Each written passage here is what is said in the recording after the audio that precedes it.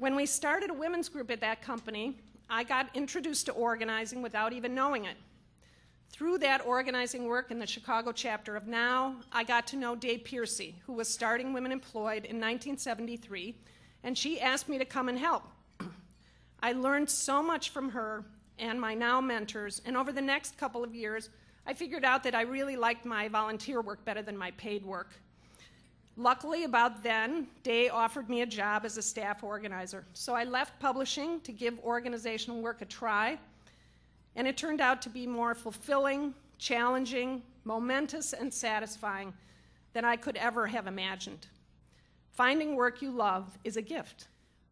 As I thought about the progress we've made over the past 4 decades, I kept coming back to the principles that guide what we do at Women Employed.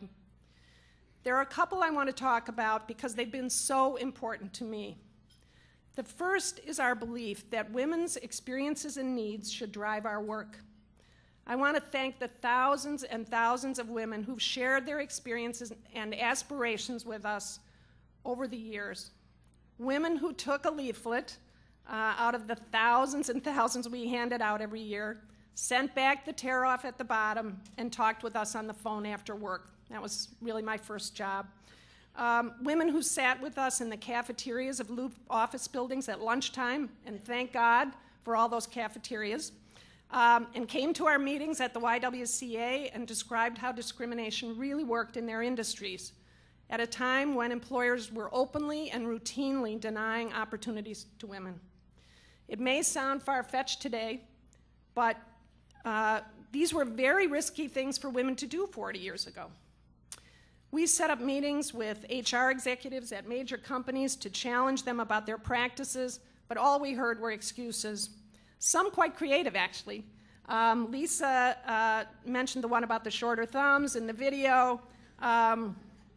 Another one of our favorites was the HR director who told us all the executives in his major food company had begun as truck drivers delivering cheese. And since women didn't drive cheese trucks, they couldn't be executives. We did not buy this, needless to say. The blatant prejudice that we heard in these meetings had an upside, though. It brought more women to the cause, and it fired us up to work for change. Another foundational idea that's so important to me is Women Employed's commitment to systemic change.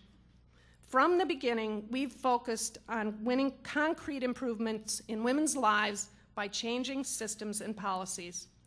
That's the way to achieve the greatest impact, and that's still what we do today.